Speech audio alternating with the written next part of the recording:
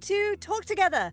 This is our weekly Friday chat show where we talk to people about D&D and TTRPGs and other nerdy stuff. And look who I have here. This is Jess, otherwise known as AngryNerdGirl of the AngryNerdGirl channel. I'm very pleased to have you with us here today. I should say I'm Nat. Hello. Most people who are here know me already. If you don't, hello. Nice to meet you. How you doing? Hope you're having a wonderful time. I'm going to stop rambling now. I should let you know this stream will run for about an hour unless we really get chatting. Although I think, Jess, you have a bit of a time limit today. So no, it will run for an hour.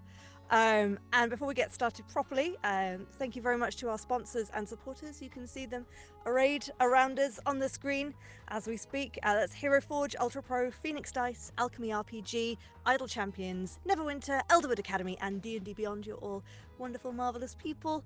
And as are our D20 Club on Patreon, who are all very excellent people as well. They help us by donating a little monthly contribution, but they've also done things like set up a Discord and a fan wiki. And if you want to be as cool as they are, there will be links in chat for you to join in as well. You can listen to this on podcasts and such, and also on YouTube and Twitch immediately after the stream. And you can find us on socials as well. For all of those places, just search for @RollTogetherRPG. Chances are you'll find us. Right, that's all of the important bump out of the way. Jess, hi. Hello. Hi, how you doing today? I'm good. How are you? Yes, I'm really great. I've had a bit of a manic day, so I'm a little bit scatty, can you tell? But I'm pleased to be sitting here to talk nerdy with you. Let's do it. So the way that this tends to run is that we have a d20, and I will roll that d20 and it will come up with a question that we will talk about to find out more about you. But I think to give our audience a little bit more context, could you please tell me about you and your channel and what you do and why you're here, because you're part of our Roll Together stream team. Sure am. Yeah.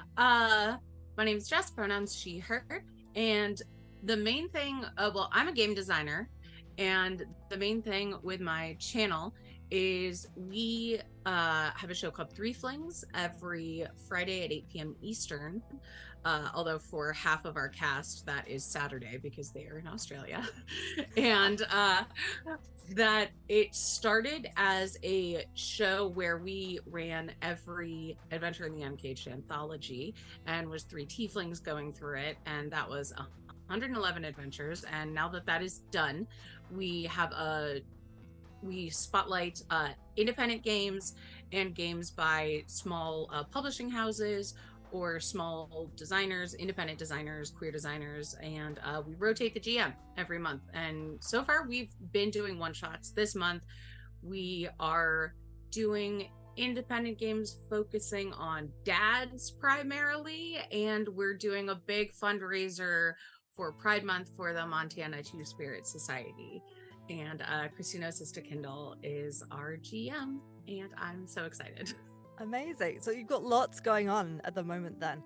I have to ask, you're doing what, TTRPGs based on dads? Are they what, like sad dads, vengeful dads, reluctant dads? So the first game that by the time this airs, you will have missed, but you can watch on our channel and on our YouTube, is a game called Dads and Decks, which is a lasers and feelings hack. You have 2 stats. One is dad and one is deck, and we are all playing as dads from Dream Daddy. Uh-huh. And the one that we are doing this week is a game where we are all playing, we're doing For the Queen, but the queen is the baby, and we are all playing Pedro Pascal characters. Oh, that all sounds like, have you heard of I think it's a one shot, maybe a solo game. It's like Pedro Pascal, and you're on the run with a magical child. And it was by Oliver Darkshire, I think. Oh, yeah, Ollie's one of my buddies. I must have missed that one. Well, there you go. Yeah, he's done a couple of those with like being a halfling, and I think it's called Potato. It was one of the first ones. He's done ones with like Dracula and a couple of other ones. They're good. I love those. Amazing. Well, you can add it to your collection of I of will. dad games. That's great. Amazing stuff. And yeah, tell us more about the charity streams you're doing for the Two Spirits Society. Yeah, so we are currently, hopefully this will be sorted out by the time this airs, but we're trying to set up the Tiltify, and Tiltify isn't set up for Montana Two Spirit Society. So what we're doing is just linking to their PayPal and encouraging our viewers to donate throughout the stream instead of having like the whole integration with the goal and everything. But we have contacted Tiltify, and we've contacted them and said, like, we're doing a fundraiser for you all month, and we're trying to get this worked out. And because Montana is one of the states, we have a Patreon, and we asked our patrons, send them forward charities that were all local. So one in Indiana, one in Oklahoma, one in Florida, and one in Montana, that were all working for trans rights, because those were 4 states that are really hit hard right now. I mean, there's also Tennessee. There's a lot. It's bad here right now. But we kicked it to them, and we're like, which of these would you like us to fundraise for? And that was what won the poll. So you're trying to fundraise for them.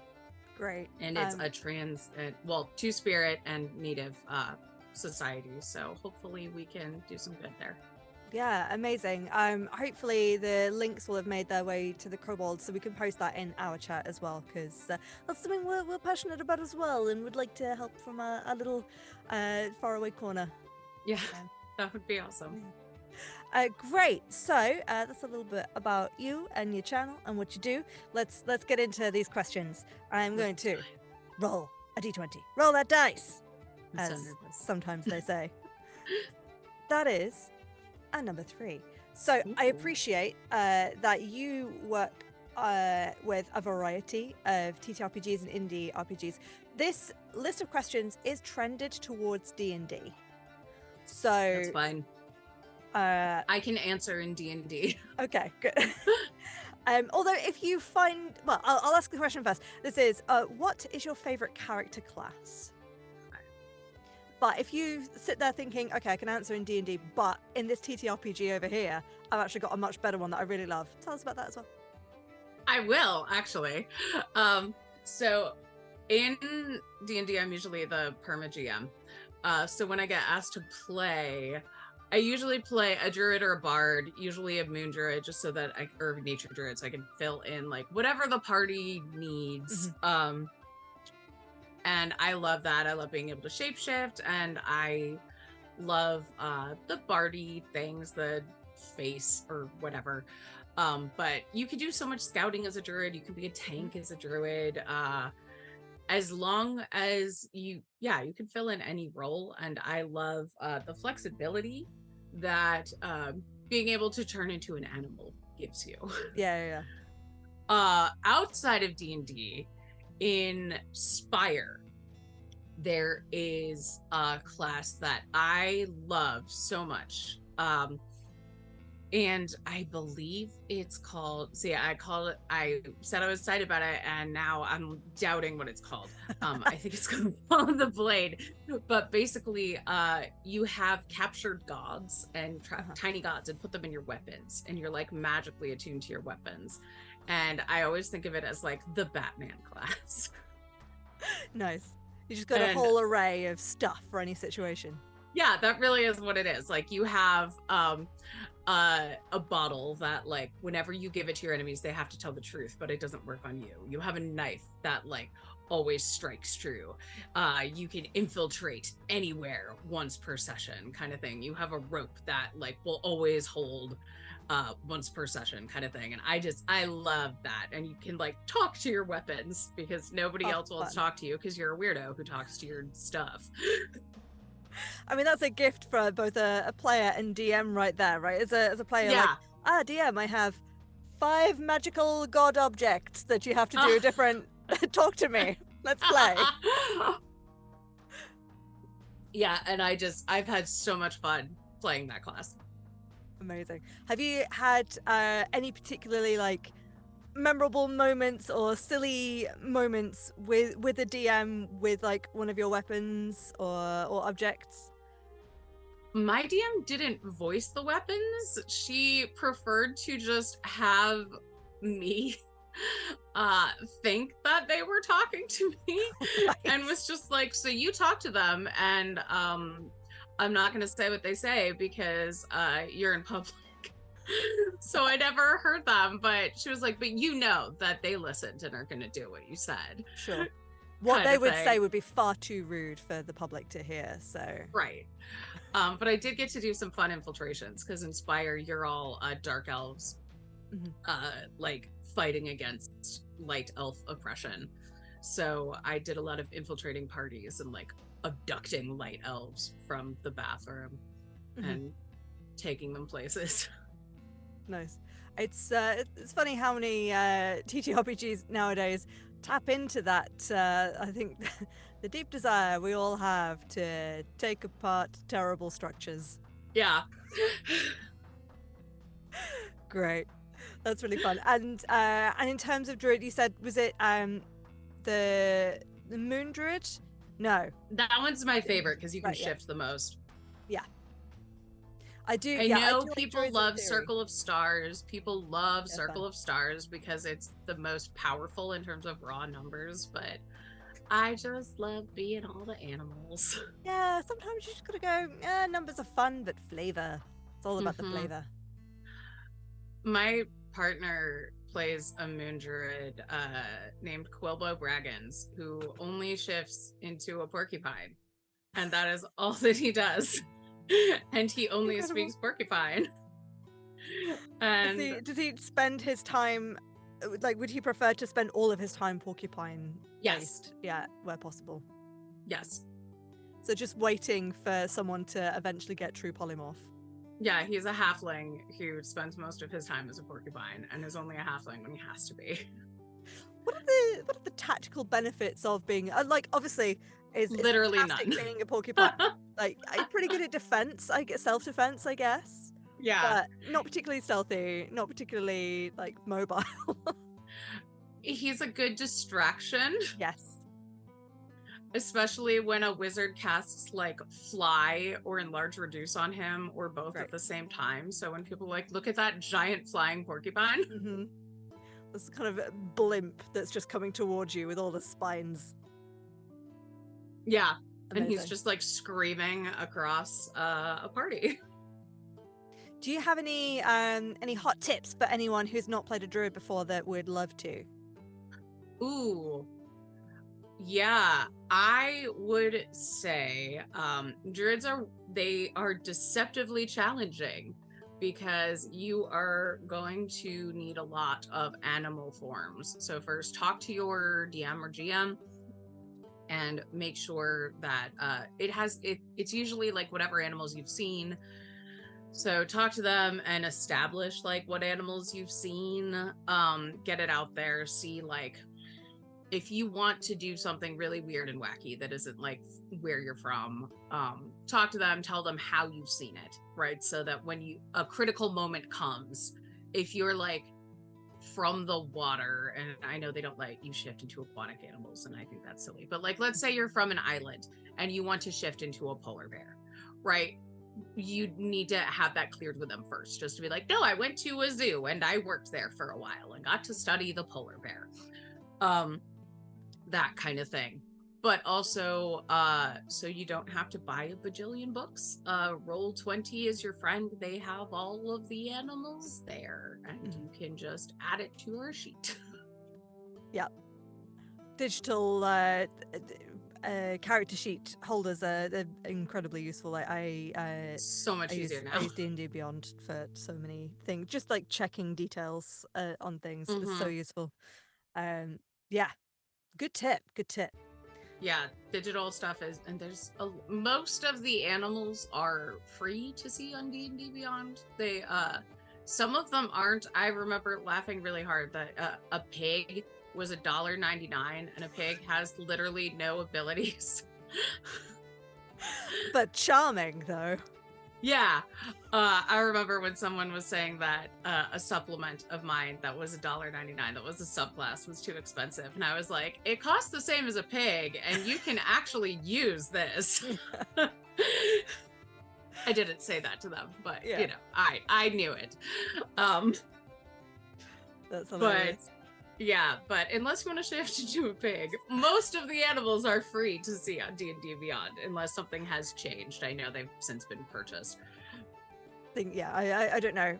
They might have changed. I've not paid attention to the intricacies lately, but Yeah. It does beg the question: how much is being a pig worth? How much is being a porcupine worth? Yeah, I think I had him use like badger stats or something that was there. Yeah. Badger, armadillo, because porcupine isn't a thing. Yeah. And maybe it should be if a pig Maybe is. it should. Porcupine justice. Great. I'm going to roll that dice. One more time. Let's find another question. That is also a 3. What is wrong with this dice? Okay. 3's my lucky number, so I think it's just, you know. It's calling out to you. Yeah. So this is well, I'm not going to ask you to tell us your favorite character class again. So I have re-rolled. And actually this leads in kind of from what I was just asking about advice to someone who wants to play druids for the first time. What advice would you give to a new player to, let's say, TTRPGs in general? Someone who's never TTRPG'd at all before, but would like to. Yeah. Okay. Topic. Yeah, this is a big one. Well, I would say saying you're new to TTRPGs, it really depends on the table, because like, are you getting to pick the game? Because in that case, pick a game that goes into what you want to do. I mean, ideally, like, your GM will consider like what you want to do, but I know a lot of tables are somebody comes up and is like, hey, we're playing this, and that's not always ideal. I like tables where you have a session 0 and you're like, hey, I would like us to run this or maybe this, but let's establish the tone, let's establish the type of things that we want to do. But I'll say, like, once you find a game that explores the things that you want to do, figure out like what you want your experience to be, and try and facilitate that as a group. What everybody's experience, I'm like rambling because I have so many thoughts about this, but like, do you want to be the person who feels really cool? Like, do you want to have like a superhero fantasy? Do you want to have a really emotional connection with somebody? Do you want to just have a lot of laughs? Do you want to explore? Do you want to feel like you're having a Lord of the Rings saga and going on a big journey? Do you want to feel like you're like peasants living in the muck and dealing with old peasanty things? Do you want to be like a baby dragon or a tiny horse and just frolic and explore the power of friendship? Like, there are games for all of these things, and they're all going to be really different experiences. But even within, like, if you pick one game, like let's say you're playing D&D, you can still have a wide variety of tones and decide with your table, like, okay, are we going to be having a silly time? Are we going to be having a serious time? Like, what do we want this to look like? And if you're just along for the ride, like, that's cool. It's your first time. But trust your party to help you. Like, pay attention to your character sheet, like, know what you can do, but also don't be afraid to try new things, because you're new and you are going to attempt things that they haven't thought of. My favorite experiences running are for people who are new to the game, because people who are more experienced players tend to focus so much on their character sheet and are like, okay, well, I can do this and I can do this and I'm good at this, so I'm only going to do these 3 things. Whereas people who are new to the game get really into the playing pretend of it all and are like, can I do this weird wacky thing that just came in my head? Like, what do I have to roll for that? Like, do that. That's great. That is so fun. And a good DM or GM will encourage that and be like, yeah, roll me whatever for this and let's make it happen and see where that takes you. Yeah. I've Don't be been, afraid to play, basically. yeah, absolutely. I've been keeping or DMing for Brindlewood Bay lately, and one of the moves that the players have is their occult move. That at the very start of the game, there's not a lot occult going on, but as you play, you start to unpick. There's this big supernatural conspiracy going on in the town. So the Yeah. occult move you can't really use at the start, but whenever a player tries something that is a cult, then you sort of build different variants of the move together. So it is very much that creative, like, can I try speaking to a ghost of someone that died recently?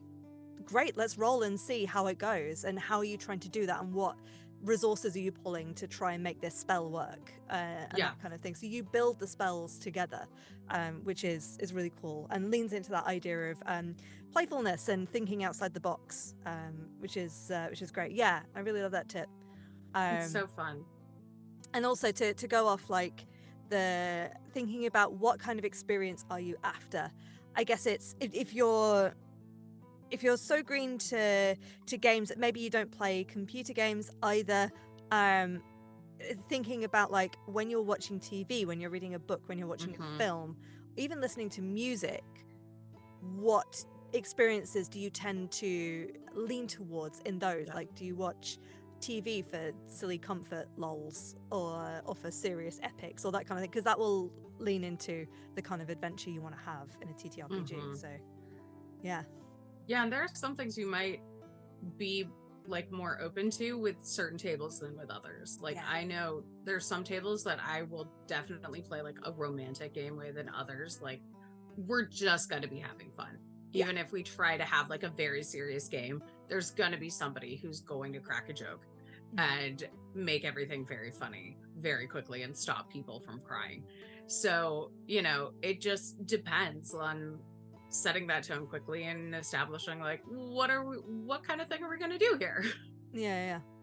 Do you have any suggestions or advice about particularly games? I mean, you said you've been playing Hacks of Lasers and Feelings, which lean into the feelings. It's right there in the title. Games that lean into romance and have romance built in to the mechanics or the core sort of ideals of the game or goals of the game. For someone who's not done any TTRPG playing or even done any improv, do you have any advice for them about like how to go about it sensitively and make sure everyone's comfortable and that kind of thing? Yeah, safety tools are your friends. And if you're new to TTRPGs, you might not know, but there are a couple of safety tools that I love. Kenna Shaw and Lauren Bryant Monk put together the TTRPG safety toolkit. We use it here. Compiled from a lot of different creators' safety tools, but there's the X card, which is if there's anything on the table, you could just say like, nope, I don't want this happening in my game, and it's gone. There's lines and veils where you pre-establish like what's going to be in our game, what is, well, not really what's going to be in our game, what is absolutely not going to be in our game, and then what's something that like we can touch on or it's going to be like off screen but like our characters won't deal with. There's other I can't remember what the system is called, but it's like the rewind, fast forward kind of thing where you like approach something slowly when someone's like, this is getting to an uncomfortable place for me, can we maybe like just go slowly through it and I can pause it, or I didn't like that, let's rewind it and make this something different, which is kind of the X card but sort of a softer X. And I like all of those really, and use them in a wide variety depending on the table and how well we know each other and the game, honestly, and debriefing afterwards. So safety first. And also there are some games that are built into mechanizing the romance. Like I've written a couple. I wrote one called Just Gals Being Comrades, where you're at least two women who are trying to confess their love to each other right before the proletariat takeover of somewhere. And but there's also Alex Robert Starcross, there's Pasión de las Pasiones by Magpie Games, or by Bright in the Young Beta, that's published by Magpie Games. We're actually playing that later this month as well. And those are all based on romance, but approach it in kind of different ways. And with some of them will give you tools, like say, like ask you questions like, how does it feel when other character does this? Or what do they smell like? Or do you want to touch their hair? Kind of thing, stuff like that. Whereas others will just, I'm thinking of Thirsty Sword Lesbians, will be like, do you confess your love to this person? Do you kiss them in a moment of heated passion, like while you're crossed swords? And a lot of those are asking you questions and giving you agency over it. In terms of being afraid of improv, I was actually just talking about this in a meeting yesterday. I find it very unfair in a lot of role-playing games that we expect people to act out everything their character says or does when it has to do with social stuff, when we don't expect them to cast magic or climb mountains or use a sword. So if you are so uncomfortable with romance in your games that you don't want it at all, you don't have to play those games, period. But if you want to touch on it, but you don't feel comfortable acting it out yourself, most games allow you to just roll or like play a card or pull the wood block from the block tower, and without and you can say like, my character does this, my character feels this, my character wants this, the same way you would say, okay, my character's gonna fight, my character casts this spell, right? You don't have to confess your love to the GM. And I think for some people that can be a big relief, that you don't have to like act out a love scene at a table if you're not comfortable doing that. Some people really love doing that, and other people it can be stressful because maybe you're not a naturally flirty person and you feel uncomfortable doing that, so you shouldn't have to. Yeah.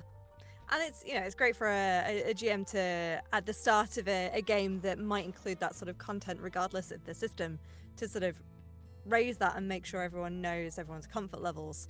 But if they don't, then it's worth flagging for yourself. I know a player that will just say at the start of game, whether it's sort of, it looks like it might be on the table or not, will just say, hey, just so you know, my characters are non-romanceable. And that's fine. I love that. Yeah.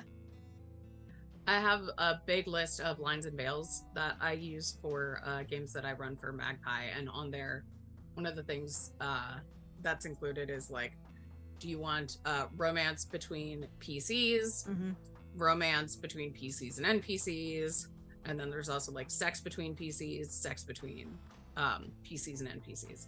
Yeah. And people can say like, it's a line, it's a veil, or I'm interested in that. We have the questionnaire that we fill out before every campaign, and it includes all of those like red light, amber light, green light to everything. Although sometimes it can feel a little bit odd being like, green is enthusiastic consent. Yeah, I enthusiastically consent to. And then there's some slightly like more torture. Like... Yeah, I mean, a torture I think is one that tends to be more of an amber to red, because it doesn't work, people.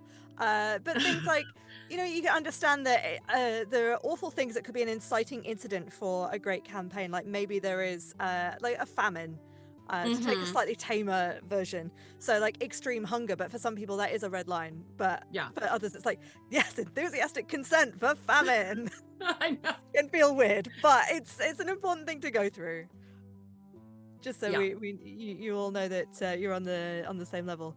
I wanted to get into, because you mentioned a little while ago that you make games. So I do. About those. I make a lot of games, sometimes independently and sometimes for other people. It's my full-time job, actually. Amazing. And I co-own a company called Unseelie Studios. We're working on our first big release. That's the meeting I was in yesterday. And hopefully getting that game out this year. So that should be exciting. It was going to be an adventure, and then the OGL debacle happened, and now we are making our own game system, which Incredible. is I make a lot of small indie games, and making a big robust system is more work. And so how are you finding that scope creep? There's a lot, but it's not, with more people working on it than just me, it is not as bad as it could be. It's pretty fun.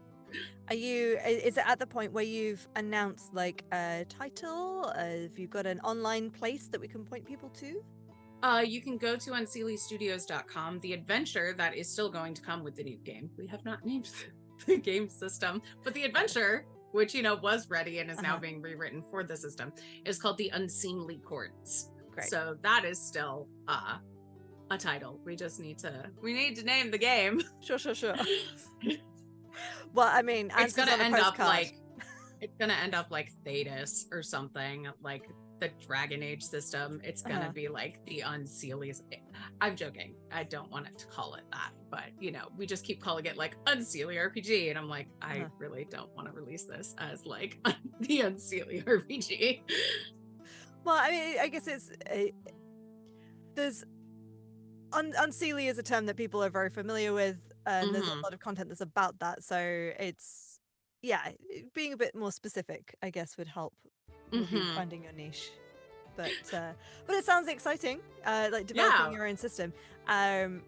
You predominantly design TTRPGs, that's correct?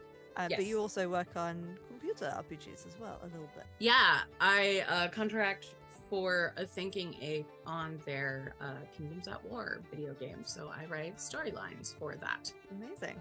How do you find the difference between writing for that and writing for the TTRPGs you write?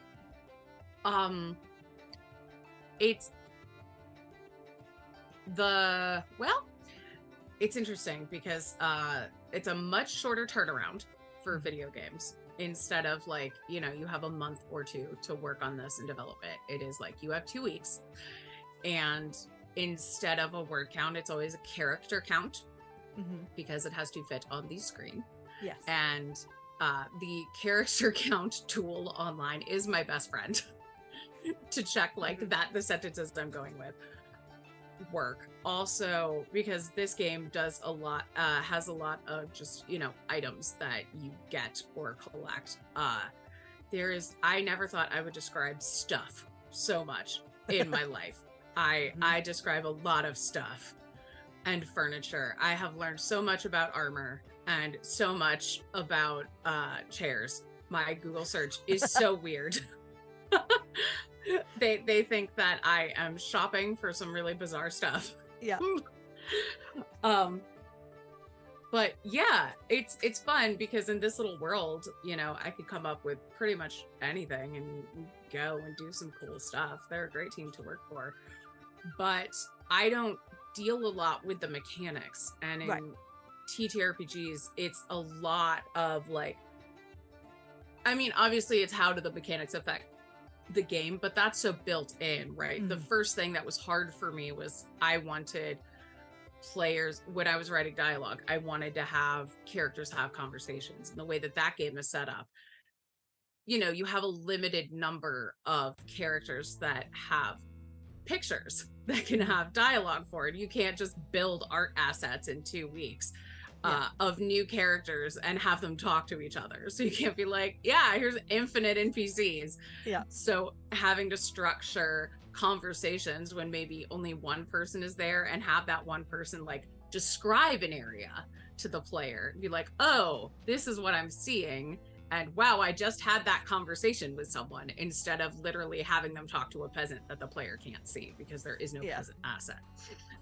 I love it's not really a meme, but it's sort of going around. I know a lot of games industry people, but they joke about there's the handbag problem, right? If a game writer is sitting there and goes, oh yes, this character pulls an item out of their handbag, what causes a cascade of issues all the way down the production line of people being like, okay, well, have they always had this handbag? What kind of handbag? What textures? Where does the handbag go when they're not holding it?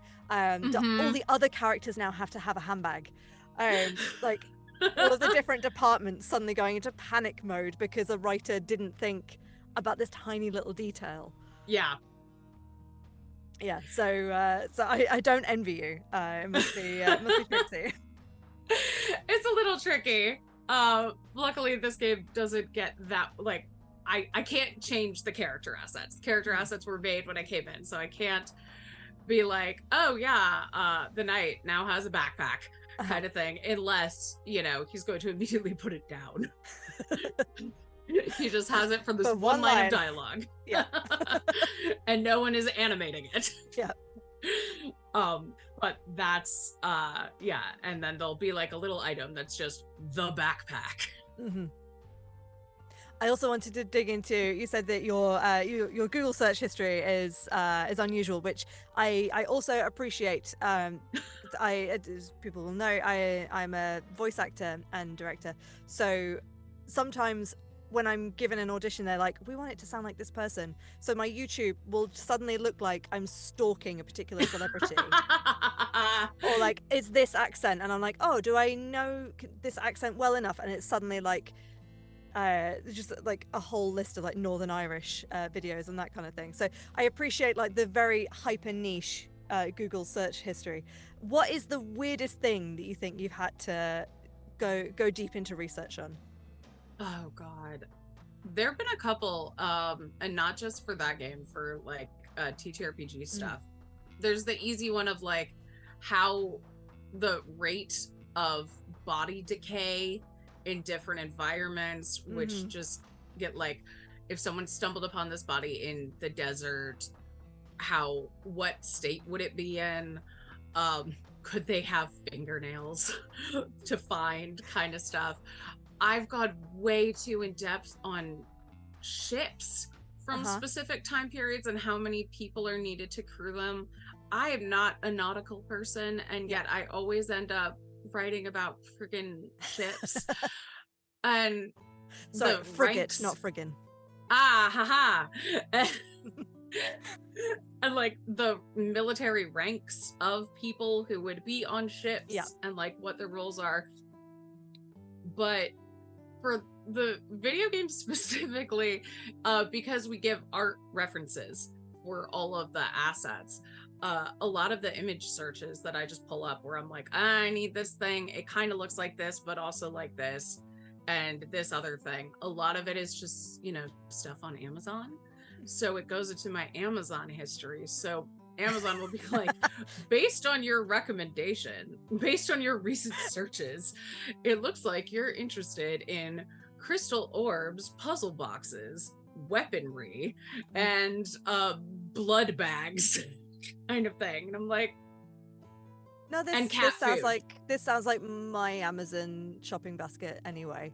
So, yeah. And it's like, and cat food. And I'm like, I do need to reorder cat food. Thank you for the reminder, Amazon. And also my sword. But I think what you touched on there though is something like that motorcycle sort of boots or something, and like there was one because it was a demon set, and so I kept looking up various types of cat o' nine tails, and I got very into a lot of fetish sites that where it was like, here's some barbed whips and barbed armor, and then it was like, hey, here's some muzzles for you kind of thing, and I was like, thanks. Really useful, thank you, Google. A barbed muzzle for walking your pet. But hey, you know, I'd say what you do with your free time is down to what you do with your paid time, you know. Great. Yeah.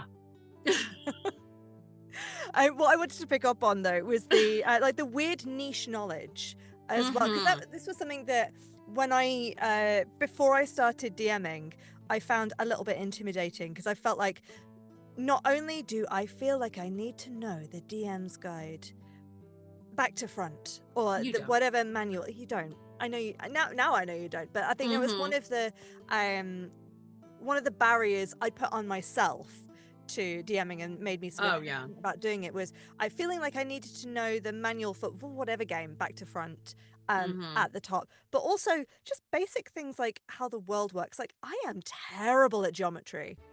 Figuring out like how far 300 feet is, I don't know. I have no reference for how far that is. Like all of that kind of thing. And then weird niche knowledge, like how quickly does a corpse desiccate in the desert? How long would, and if your player has weird niche knowledge about that and then comes in with making assumptions based off your terrible knowledge, then that was something that worried me. Yeah, I definitely had a player who was a botanist at one point and was like, there's some magic stuff going on here because these plants are wrong. And I was like, or your DM just doesn't know about plants. And had to be like, the plants are fine. I just named plants that I know. Just little DM like, hot tip, it's fine. Yeah, for GMs there's nothing wrong with saying like, I don't know, just winging a rule, and then you'll look it up later. Yeah. And at the next session, you can either say like, hey, I was wrong about this. This is how we're going to do it from now on. Or you can say, I was wrong about this, but I like what we did better. So let's keep doing that because that was cooler. Yeah, really cool. Absolutely. And I guess this is the extra layer of pressure. If you're doing it online for an audience, you might feel that pressure to be perfect. But I mean, that's what we have little pause cards for and that kind of thing. I'm just going to pause that while I look this thing up. Or even, I think it would be nicer to foster a sense of being comfortable doing that whilst streaming so the audience can see, oh, even the people that I'm watching that I think are really good, they're not flawless and they have to look stuff up, and that normalizes that attitude of it's okay to not know everything and I can look stuff up in the middle of the session. Because I mean, if you watch something like Critical Role or Dimension 20 where it's so polished and fantastic, you'd be forgiven for feeling intimidated, I think. But I mean, the earlier games, Matt Mercer's stood there with the manual flipping through and checking stuff, so yeah. And we've definitely there have been rules where I've said like, I don't know, I think it's this, let's go with this, and then somebody in chat will be like, oh, hey Jess, I know you've already like house ruled this, but this is the actual rule. And sometimes I'm grateful for that. Other times when people are like, no, you're wrong, you need to fix this, I don't love that so much. Yeah. So but it is nice. Tone is everything. Yeah. Helpful is nice. Patronizing is not. Yeah. But it is nice when, sometimes we'll straight up ask chat. We'll be like, hey Chad, do you remember what this is? Yeah. And sometimes they do. Like, that's a wealth of knowledge. Yeah, right there. Absolutely. I don't know everything. I guess this is one of the benefits of doing the games live. We pre-record everything we do, so we don't get that immediate back and forth between our audiences. But we definitely we have people that are watching the chat and sort of taking. There are excellent ideas, excellent chats, and people do offer up the rules. But we're quite lucky. Our audiences tend to be pretty bloomin' marvelous. Yes, you are. So we don't tend to get that many assholes, which is nice. That's nice. Yeah. Lovely. I am going to roll the dice. Find a new question. Hey. Okay, this dice is, I don't know if it's a blessing or a curse, but I just rolled another 9. That's 2 3s and 2 9s. So. And 9, is 3 3s. Well, right. Really, I should roll another 9 right now to. No, okay. But we are sticking to the theme of 3s because that is a 12. So, why are TTRPGs important to you? I love that they give you, I was going to say that the jerk-ass answer is because they're how I make a living and without them I don't get paid. But that's not why I got into them to begin with. That would be a terrible reason because it is very hard to make a living at this. So and congratulations to you for managing it. Thank you. But the non-mercenary and true answer is, how often as an adult do you get a chance to just play and play with your friends? Because even like way back when I was an opera singer, and Amazing. so you kind of get to play on a stage, but you're playing with people that you don't really know. You get to know them after a while, but you're with them for like 2 weeks, and then you go meet new people, and that's fun. But like with TTRPGs, you get to play and make the whole world. It's not like a prescribed thing. You're not putting on a play, you're not putting on an opera or a musical. Like, you are creating something as a table, and you're playing pretend with a group of people together that you like, and that's so cool. Yeah. What's not to like? I love it. And you can explore new aspects of yourself. Like, it's almost a trope at this point how many people realize they were trans through TTRPGs, how many people realize that they were different sexuality than they thought through TTRPGs. But it gives you a chance to play, to explore that safely with other people, and to try out like, oh, how does this gender feel? Oh, how does it feel flirting with somebody of a different gender than I usually date, kind of thing. And just, oh, I do like being a girl. Oh, I do like being able to change my gender on a whim, kind of thing. And experience what it's like to be someone other than yourself, and build that empathy for other worldviews. And that, I think, is important to society at large. Yeah, absolutely. And it's the sort of the exercising of the demons of in the real world, it's not very often that you can band together with your friends and fix something large. Yeah. Whether that be literally slaying a dragon that is terrorizing things, or actually speak to the dragon and persuade it that what it's doing is wrong and should do things a different way, or let's change the world with peace and love. You know, it's this idealism that we don't necessarily get to enact in real life, but you can.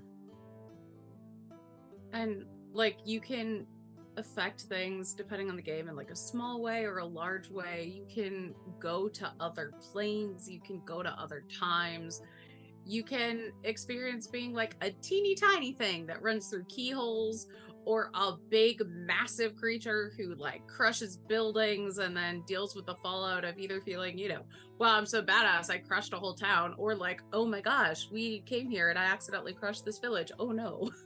You know. And it's just, I love it. Do you, on that then, I guess, do you across the games you've played, how often do you find yourself playing games that focus on collaboration and friendship and fixing wrongs compared to all the time? but compared to, because I think that's the majority of TTRPGs is that kind of vibe, compared to let's explore destroying stuff and being a bit evil.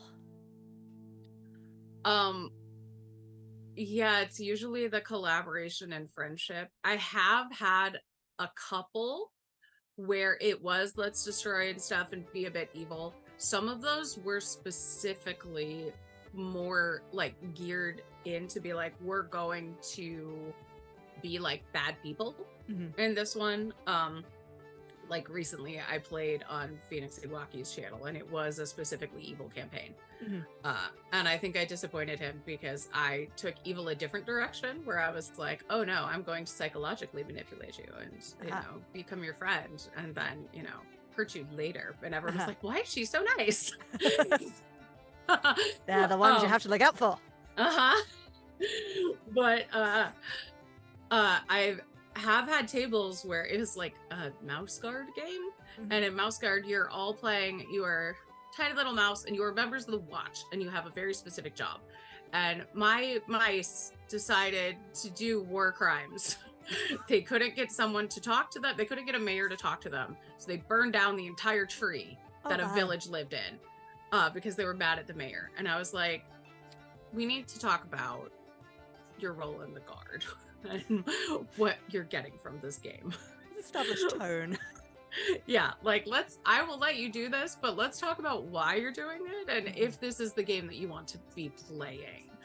Because that was really one player who was like, let's start a fire. And the other players were like, that doesn't seem very mouse guardy. So I have had some players who when diplomacy fails, they burn down a building. But which, is fun depending on the game. Yeah. If you're playing a game where that's sort of laid down as part of the intentions of the game, then fair enough. Yeah, but I was like, this is a war crime. little mouse guards, oh no. And you're supposed to be protecting this tree. The so maybe not. They'll never get their cheese. I mean, I guess you don't have to protect them from the rat invasion if there's nothing to protect. But there was something else you mentioned before that I was going to pick up on, and I've completely forgotten it. So I'm going to roll the dice. Okay. I think we've got time for one, maybe two. We'll see more. Okay, we've lost the rule of threes. Okay, this might be quite a big one. I guess we'll see. Is there a moment in a TTRPG that impacted your life out of game? Oh. Yes, but in a bad way. Oh no. Okay. Only talk about it if you want to. No, it was so we talked about safety tools earlier, and I'll just talk about how important they are, because I've been at tables where somebody played an X card and the DM or GM laughed and ignored it and kept going. And so that caused problems with friendship. That brought up either for me or for the other person who played the X card. It's happened at a couple tables I've been at with different GMs, or for something where someone was forced to role play something traumatic, and it brought up flashbacks to that trauma. And so that was definitely a real life impact, and not in a good way. So pay attention to those safety tools. We have them for a reason. Yeah, if you're going to DM and you're going to introduce them, actually honor them, because that's a massive betrayal of people's trust. Yeah. Oh dear. Well, I'm sorry to hear that you had that experience. It's okay. I just want other people to not do that. Yes, exactly. All right. I have another one. Okay, we're back to threes. It's still pretty low though. None of the high questions. You need a new D20. I know. Well, I'm just exercising all the low rolls out of it, so when I actually need to use it for a game later this week, it will be okay. Okay. Final question to end on. Ooh. How did you start playing TTRPGs? Okay.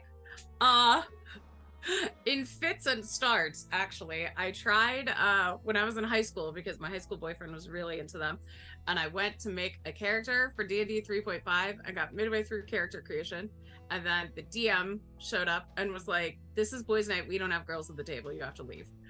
So I got really mad and I left, and I didn't play again for almost 15 years. No. Oh, that's so sad. And I was like, this is stupid. It's a nerd game. Yeah. And then I was hanging out at my local game store with now my partner and some his friends, one of whom works at the game store. And he was like, it's bizarre that you don't play TTRPGs, because you love mythology, you love fantasy, you used to be a performer, you would have fun. And I was finally like, well, they look like they're having fun on Freaks and Geeks and on Community, so I'll play.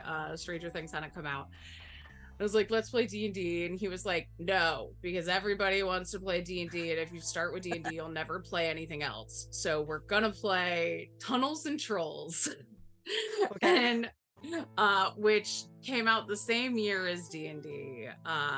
And yeah, so we played that, and he was like, and then you could play D&D, just so that you don't get stuck in the D&D trap. I don't know if I would have started with Tunnels and Trolls. It's very complicated. I would definitely start somebody with PBTA probably, or something more stripped down. Yeah. not D&D, but more rules. Something like D&D 3.5. But yeah, it was so fun. And I just kind of took off from there. And then I GM'd for the first time with Mouse Guard because it was something I really wanted to play and nobody would run it for me. Oh So no, was the burn the tree down mouse guard your first time GMing? I mean, that wasn't my first session, but that was my Okay. first campaign. Okay. Yeah, so and then just kind of went from there and got locked into a perma GM role. But it's been great and I love it. I'm so glad that I that friend was like, you should be playing, because I should have. Yeah, and you know, shout out to there's loads of us I think who didn't quite get the tip over into it when they were younger and come to D&D like post teenage years, because It was banned in my house as a little kid because of the Satanism. Yes. Yeah. I never quite had that. We were just very much a PC gaming household. And then when I went to uni, I was with all of the drama kids and the music kids, and we didn't have my kids. Yeah, we didn't have a geek society or a D&D society or anything like that. So I'm very grateful that my my younger siblings did have those opportunities to actually meet fellow nerds at uni. Because if you don't meet the right people, if you don't meet the people that are also doing that, it can be incredibly hard to persuade your group of friends that this is a thing that you should do together. Although I would always encourage any actors or performers of any variety that were thinking, oh, I quite like this, but I don't quite know, I'm not nerdy enough, or that kind of thing. I will always try and push them over the edge into trying it, because doing D&D has improved my improv skills so much. Oh yeah. I used to be terrified of improv. I was so bad because there's so much pressure to be funny. Yeah. And I feel like a lot of improv theater is based on being funny, but improv doesn't have to be funny. Improv can be very serious, and it's a lot of reacting in the moment. I'm telling you this and you already know. But like, it's not just me. There's a whole audience out there. But like, you learn that and you do get so much better at that doing TTRPGs. Yeah. And it's just having that extra structure. Like when we did improv classes in school, and I'm talking like middle school, high school, rather than college, it was always like everyone sit in a circle and go into the middle and be funny. And you're just like, and it was always the loudest kids that were just being most ridiculous, and it was always like the lowest common denominator jokes, and it just got very dull very quickly and was not interesting to me at all. So I just sort of shut that out as something that, I just don't do improv, which as an actor is terrible. So yeah, a lot to thank D&D for in terms and TTRPGs for in that regard. I've waffled on about me. This is about you. That was interesting. Okay.